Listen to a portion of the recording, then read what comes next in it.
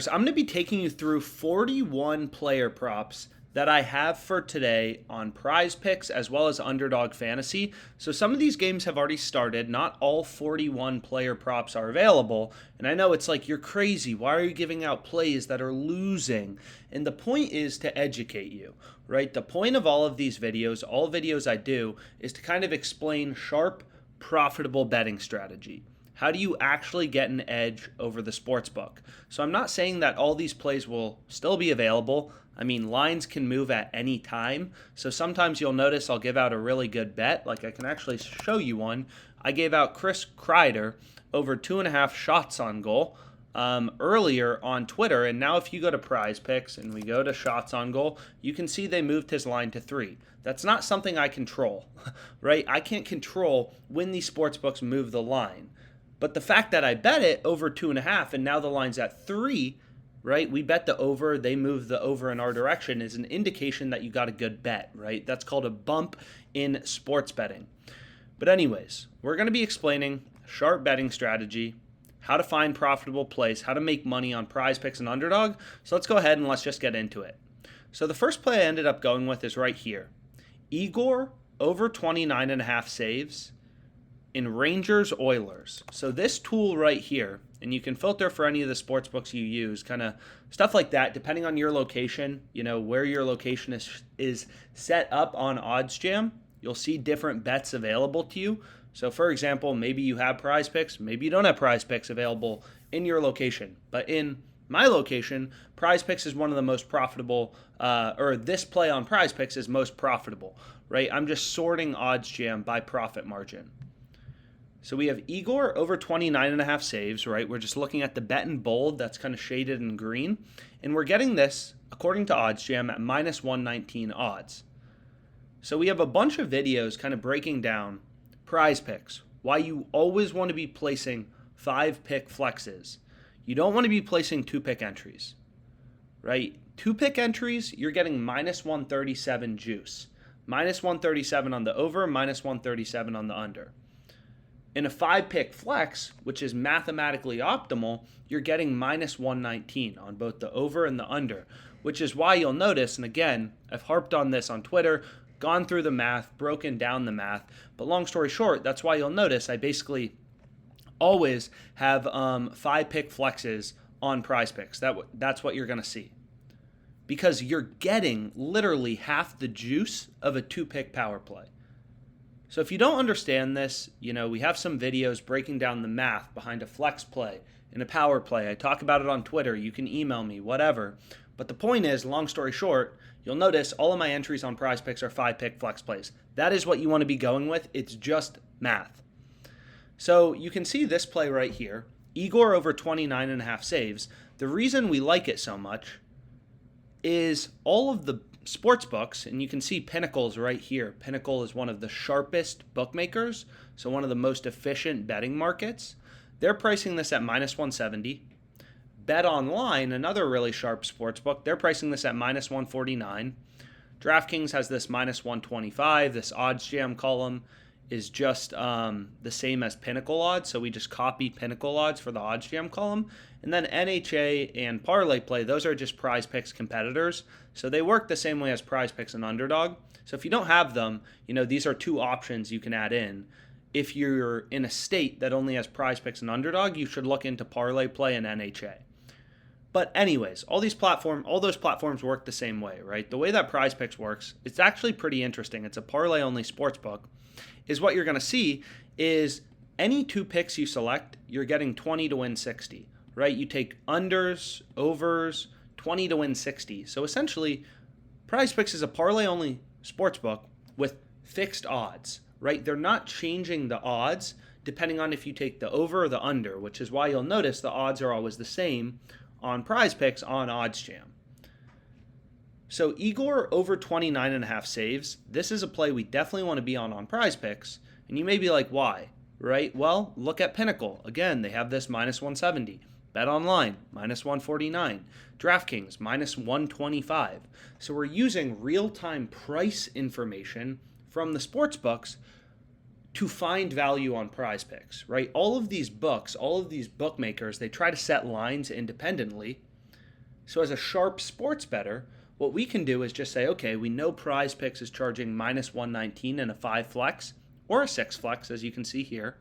So what I'm going to do as a sharp bettor is just find plays, right, where I'm getting value at minus 119. And typically when the sharpest bookmaker, Pinnacle, is pricing something at minus 170, another really sharp sportsbook, Bet Online, is pricing something at minus 149, you can get minus 119. That's an indication that's a play you want to be on, right? You're getting a lot of value to the sharper, more efficient bookmakers, right? Sportsbooks have the over heavily favored, heavily juiced. Lines are juiced towards the over, right? So the over is a lot more likely to occur. You know, sportsbooks imply win probabilities through their odds. If a team is minus 200, they're a 2-1 favorite. If they're minus 300, they're a minus 300 favorite. So you can see Pinnacle is saying, hey, Igor over, 29.5 saves is minus 170. It's a 1.7 to 1 favorite, right? It's heavily favored versus the under. The over is a lot more likely to occur. So we found value, right? That's the first play I ended up going with. So a lot of these plays you'll see on OddsJam, or that I ended up going with for today, like a lot of these, Noah Dobson over 2.5 shots on goal, Letang under 2.5, Boldy under 3.5, Francisco under 22 games. These were just from the EV tool. Nothing complicated. This is quite simply data-driven sports betting. It is foolproof. You're looking for value in the market, and because all these books set lines independently and they price the exact same bet, this is the exact same bet, right? He goes 30 plus saves, the over will cash. So this is the exact same bet, and it's priced at all different levels on different sports books. That's why sports betting is so crazy, and it's possible to get an edge so easily, is just as a sharp bettor, you ruthlessly scan through the market and hunt for value. So the next play I ended up going with is a little different. It's from, and I say this all the time, there's different ways to find bets, right? So we're going to discuss positive EV tool we just discussed. We're going to discuss the OddsJam screen, as well as just manually looking for bets. I mean, sometimes I literally just go to Underdog, and I'm like, okay, let's check out, tennis. Let's see if we can find any value, right? And that's kind of what I did here. So what you're going to see is this is actually a very interesting example. Let's go back here. We can look at Cameron Norrie. So this game already occurred, but I'll kind of explain the thought process. And you can see on PrizePicks, we were able to get him over 2.5 aces. Okay, so PrizePicks had his line at 2.5 aces, as you can see kind of right here on the screen. Underdog had his line at 4 aces. So what I did is I took the under 4 and the over 2.5. Under 4, over 2.5. So that's called a middle. And actually, OddsJam has a betting tool for middles, which is pretty valuable. So I'd recommend, kind of checking it out. It's called a middle betting tool. There's a quick start wizard. We have a bunch of kind of educational videos about it, stuff like that. So definitely worth looking into. But let's go back here. So we have Norrie under 4, and we took him over 2.5. So you can see he had, 5 aces. But the point is, here were our two bets. And if he would have had 0, 1, 2 aces, we would have won on Underdog. We would have lost on PrizePicks. Right? If he had 0, 1, or 2 aces, or under 4 on Underdog would have cashed. Or over 2.5 would have lost. So, assuming you're betting a unit to win roughly a unit, your net profit would have been 0. Now, what you can see is, okay, if he had exactly 3 aces, we win our over 2.5, right? We took over 2.5 on PrizePicks, so that would win. So on PrizePicks, we're winning, so we're up a unit. On Underdog, we're also winning. We have under 4, and he had 3 aces, so that's the middle at work, right? We have over 2.5, under 4. Now, if he had exactly 4 aces, we would push on Underdog, right? So if you take under 4 and he has exactly 4 aces, we would push. So what a push means is all that means is, okay, if we were to push, this this entry, this 3-leg parlay would become a 2-leg parlay. So if he had exactly 4 aces, this play would kind of go away, and then we just have a 2-leg parlay with a reduced payout right here on Malik Jacobs and Lorenzo Musetti. But anyways, and then of course if he had 5 plus aces, we would lose on Underdog or under 4, and we would cash on PrizePicks, which is exactly what happened here in this situation. But anyways, so that's a middle, right? That's a betting strategy that sharp bettors are always looking for. So sometimes I'll just literally manually look through Underdog and I'll be like, okay, Mackenzie McDonald, his line is 5 aces on PrizePick or on Underdog, and let's check out PrizePicks. Let's see if they have a line on this. So we can go to McDonald, and it doesn't look like they have a line on it, but they have Taylor Fritz and Adrian Mariano. So you can see Taylor Fritz here, his line is 11.5 on Underdog, right? His line is 11 on PrizePicks. So there's a slight difference. It's not as big as some of the other differences like we saw for Cameron Norrie. This is just half an ace, which is a lot different than the 1.5 aces we got for Cameron Norrie. So not enough value to beat the VIG, probably. So we'll go ahead and we'll skip over this.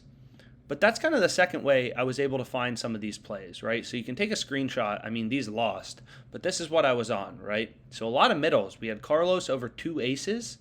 And then if we go to my entries here, you can see I took him under 3 aces. So we have over 2, under 3, right? We have Kekmanovic over 3.5 right here.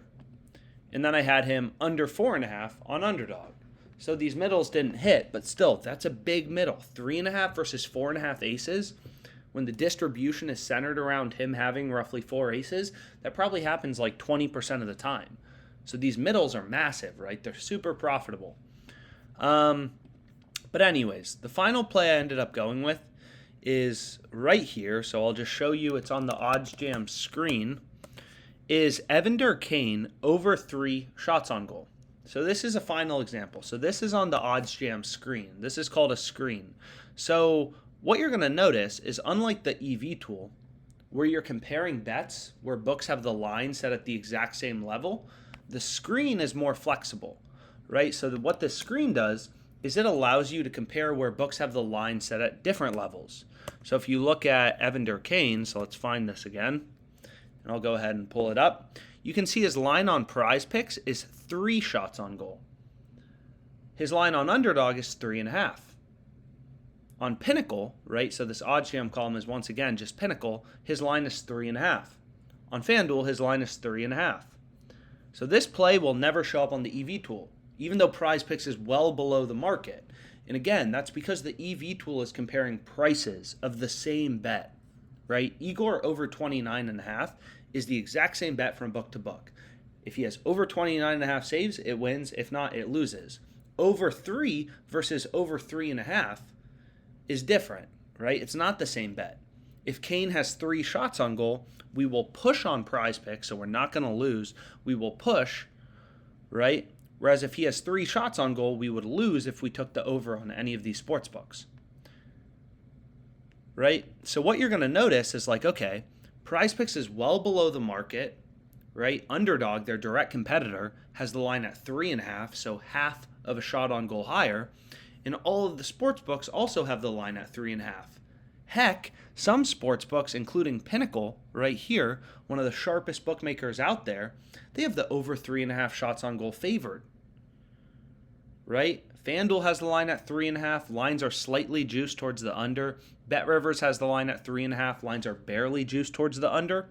So we kind of look at where all these sports books are setting the line, and we're like, yeah, kind of the consensus is the line should be set at 3.5, with the under 3.5 shots on goal slightly favored, right? And we have dozens of data points telling us that.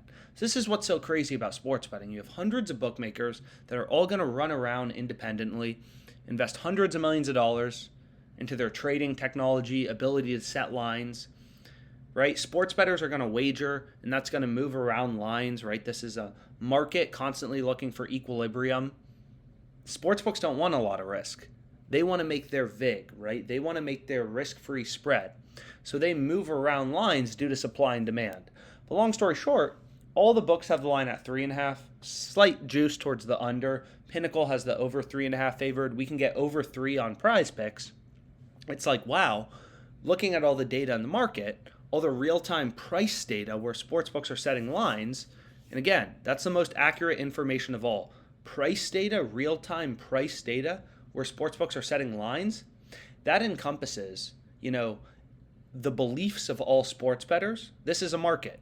If Kane's line should be, let's say, 5.5 shots on goal, every sharp bettor with a model would have already pounded his line up from over 3.5 to over 5.5. Right? All of the action would have been on the over 3.5. So sportsbooks would have bumped his line to 4, 4.5, 5, 5.5. Right? And again, these sportsbooks, they invest hundreds of millions of dollars in their ability to set lines. Why do you think you're smarter than them by just like watching highlights of Evander Kane? It's absolutely BS. 99.9% of sports bettors lose money because they trust their gut and not the data. And then they think, oh, it's because I don't know sports well enough. No, it's because you're trusting your gut and not the data. FanDuel has hundreds of employees. They've invested hundreds of millions of dollars into their ability to set lines, and they're taking bets from all over the market and moving around lines due to supply and demand. And you think you're smarter than them by watching hockey highlights? It's like, give me a break. But anyways, what we want to do is take Kane over 3. They're well below the market, right? All the books have his line at 3.5, so PrizePicks is too low. So that's a play. You'll notice I ended up going with. So this play, boom, you can take a screenshot. That's on Underdog. This play, boom, you can take a screenshot. That's on Underdog. I mean, they both lost. But here you can see I have Kane over 3 shots on goal paired with Igor over 29.5 saves. So you'll notice this is actually in the same game, right? Kane is playing Igor. So there's actually positive correlation, which I know it seems like a big term, but there should be positive correlation for these wagers, right? If Kane has over 3 shots on goal, that means Igor is more likely, granted this is small correlation, but Igor is more likely to have saves, right? If the Rangers have the puck the whole time, Kane isn't getting shots, and Igor isn't getting saves. If the Oilers have the puck the whole time, Kane is getting shots, Igor is getting saves. So these outcomes are correlated. Right? These are positively correlated outcomes. So anyways, here's this play I ended up going with. That's play 1 on PrizePicks. Take a screenshot. Next, we have some tennis plays that are looking good, as well as some golf plays. Take a screenshot. And then we have, boom, another 5. You can take a screenshot. Another 5. And again, the point of these videos is education. So, I apologize if you're like, wow, you didn't even talk about all these picks. Education, education, education. And some of these picks moved. Like, look, we got Sincere Carry over 23.5 PRAs. Look, I have no idea if this bet won, if it lost. I don't really care because I know I have an edge over the sportsbook and I'm going to win long term. Everything else is variance. But what we can do is we can actually take a look at some of these college basketball plays and just see like, okay, did they move the line in our favor or did they move it against us? So you can see here, like, which of these college basketball plays do we want to look at? So we had Bates over less than 18.5 points. So we can go back here because, again, great lines aren't going to last forever. So we got Bates under 18.5 points. This game start. So this game already started. It doesn't look like he's had any points yet, so that's very good for us. But anyways, let's take a look at, like, this play, right? We have Hunter Malindulo or Brandon Noel, right, over 8.5 rebounds. So what we can do is we can just go here and we can go to rebounds and we can take a look at what the line is now. And I say this all the time, but this is why you always need to be looking for good bets, is sometimes these lines move, right? Great bets don't last forever. So we can look for this Noel guy and whoa, damn, PrizePicks has his line now at 10.5. We got him over 8.5 rebounds. His line on PrizePicks is now 10.5 rebounds. Right? That's called finding value, finding an edge. Sports betting is not about winning every bet. No one's going to win every bet. It's about finding plays with an edge like this one where we're getting 8.5 when the whole market was at 10.5, hitting that 8.5 before PrizePicks realizes now the line is 10.5 and we have an incredible bet with an edge. Anyways, lots of plays. Hopefully this was helpful. Any questions you have, feel free to email, whatever. And let's make money.